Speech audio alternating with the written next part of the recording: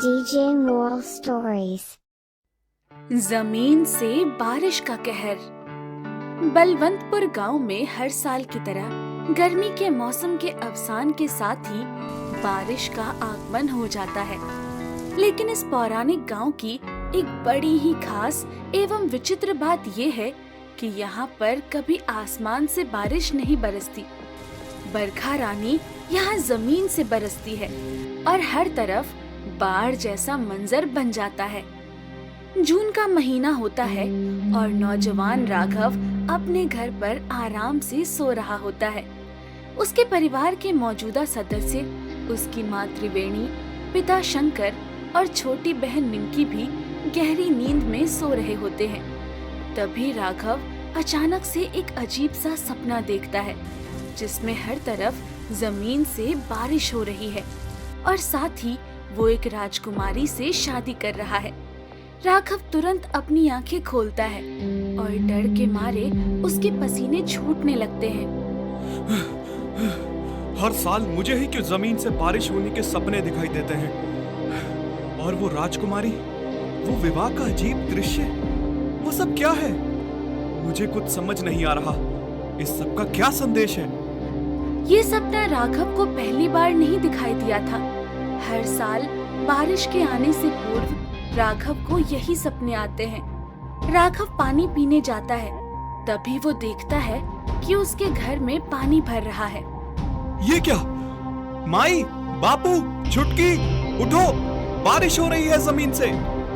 त्रिवेणी, शंकर और निमकी घबराते हुए झट से उठते हैं और वो लोग बाहर निकलकर देखते हैं कि सभी गांव वासी यहाँ से वहाँ अपना बचाव करते हुए भाग रहे हैं और जमीन से तेज बारिश हो रही है।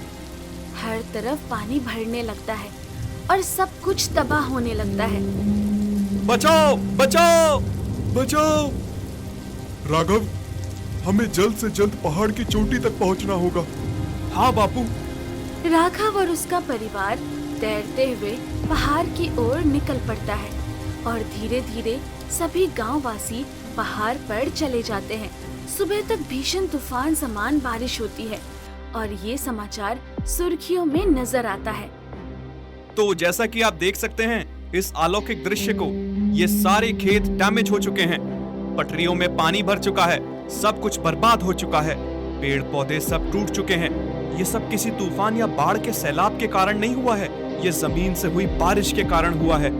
बलवंतपुर एक श्रापित गांव है और ऐसा माना जाता है कि यहाँ जमीन से होने वाली बारिश उसी श्राप का नतीजा है। भाई, अब इन बातों में कितनी सच्चाई है ये तो स्वयं ऊपर वाला ही जाने। सभी गांव वाले सरपंच के पास पहुंचते हैं, लेकिन सरपंच भी किसी की मदद करने से इनकार कर देता है। अब गांव श्रापित है तो उसमें मैं क्या कर सकता हूँ मूर्खों? श्राप को मिटाने के लिए हजारों बार पूजा पाठ किए गए हैं, लेकिन सब निष्फल ही रहा है। गांव के हर निवासी पर तो मानो दुखों का पहाड़ टूट पड़ता है। वो उस गांव को छोड़कर जाए भी तो कैसे, क्योंकि उन सभी का व्यवसाय और काम उसी गांव में जो था। राघव अपने परिवार को पिछली रात देखे हुए सपने के बारे में बताता है। भैया, ये आपका वहम होगा। और नहीं तो क्या, हर साल बस हमें बेवकूफ बनाता रहता है कि ये सपना आया, वो सपना आया। अरे अगर तुझे बारिश का सपना आता ही है तो तू सबको पहले ही सूचित कर दिया करना, क्यों नहीं करता? हाँ, नहीं तो। राघव की बात कोई समझ नहीं पा रहा था। वो निरंतर उसी सोच में रहता है कि आखिर उस सपने के पीछे का राज क्या है। 2 दिन बाद फिर से उसे वैसा ही सपना आता है और वो तुरंत सबको सूचित करने जाता है कि उससे पहले ही पानी भरने लगता है और वो उस बहाव में अपने परिवार से अलग होने लगता है। बापू, माई, छुटकी। राघव बहकर गांव के एक बहुत ही सुनसान इलाके में जा पहुंचता है। अगली सुबह जब वो अपनी आंखें खोलता है, तब वो अपने आप को एक जंगल में झाड़ियों के बीच पाता है। वो हड़बड़ा कर उठता है और यहाँ से वहाँ गांव जाने का रास्ता ढूंढने लगता है। कोई है, कोई है, हे राम जी, ये मैं कहाँ पहुँच गया? पता नहीं गांव में सभी सुरक्षित होंगे या नहीं। मुझे बहुत घबराहट सी महसूस हो रही है। तभी वहाँ पर चलते चलते राघव को एक महल जैसा दिखने वाला पुराना संग्रहालय दिखाई पड़ता है। ये संग्रहालय, ये तो काफी पुराना दिख रहा है। इसमें जरूर कोई ना कोई होगा। मैं उनके जरिए गांव का रास्ता जान सकता हूँ। हाँ, अंदर जाता हूँ। राघव उस संग्रहालय के अंदर जाता है और देखता है कि उस संग्रहालय में तो कोई नहीं है। केवल बड़ी बड़ी तस्वीरें और सारी पुरानी चीजें संभाल कर रखी हुई होती है। वो वहाँ राजकुमार तेज प्रताप और राजकुमारी इरावती की तस्वीर देखता है और तभी उसके सिर में बहुत तेज दर्द होने लगता है और उसका सिर चकराने लगता है।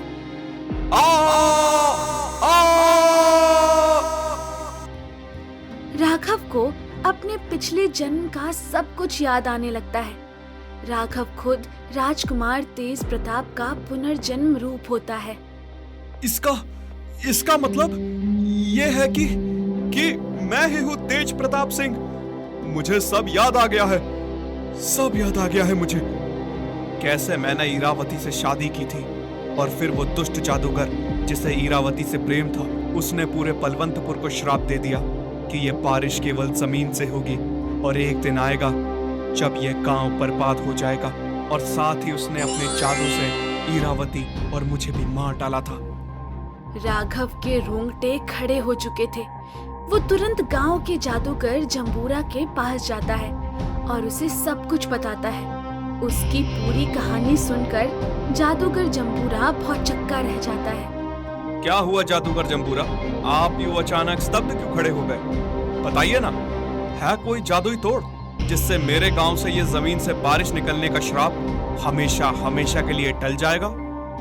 राजकुमार तेज प्रताप, आपको मेरा प्रणाम। राजकुमार, इस गांव को सिर्फ आप ही बचा सकते हो, क्योंकि आप ही उस तिलिस्मी पत्थर को ला सकते हो, वो भी 100 साल पीछे जाकर। तिलिस्मी पत्थर? जैसे स्वयं राम जी ने पानी की लहरों को रोकने के लिए पानी में पत्थरों पर आशीर्वाद देकर छोड़ा था, वो पत्थर कभी डूब नहीं पाए। वैसे ही आपको 100 साल पहले जाकर राम मंदिर से वो पत्थर लाना है जिस पर भगवान श्री राम का नाम अंकित है, और वो पत्थर ही पूरे गांव को जमीन की बारिश से बचा सकता है। धन्यवाद जादूगर जंबूरा, लेकिन इस कलयुग में मैं 100 साल पहले कैसे जा पाऊंगा? मेरे जादू से ये नाचीज जादूगर जमीन से बारिश के कहर को तो नहीं रोक सकता है, लेकिन आपको 100 साल पीछे अवश्य भेज सकता है। जंबूरा एक जादुई चक्र बनाता है जिसमें अपना कदम रखकर राघव सीधा 100 साल पहले चला जाता है और वो राम मंदिर में पहुंच जाता है, जहां उसे श्री राम की आवाज सुनाई देती है। राघव, यानी कि तेज प्रताप, अब समय आ गया है तुम्हारे गांव को उस 100 वर्ष पुराने श्राप से मुक्त करने का। इस पत्थर को ले जाओ। ये पत्थर है तो विशाल, लेकिन इसे तुम एक उंगली के बलबूते भी उठा सकते हो।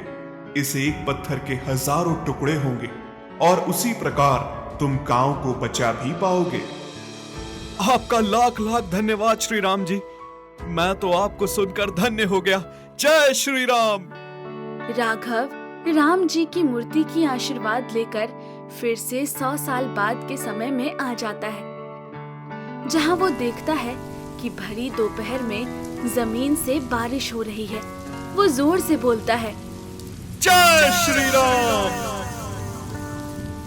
राघव जब उस पत्थर को पानी में छोड़ता है तो उसके हजारों छोटे छोटे टुकड़े होते हैं और उनसे एक मार्ग तैयार हो जाता है।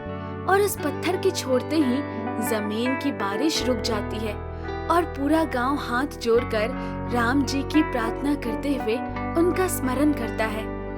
जय श्री राम, जय श्री राम, जय जय श्री राम।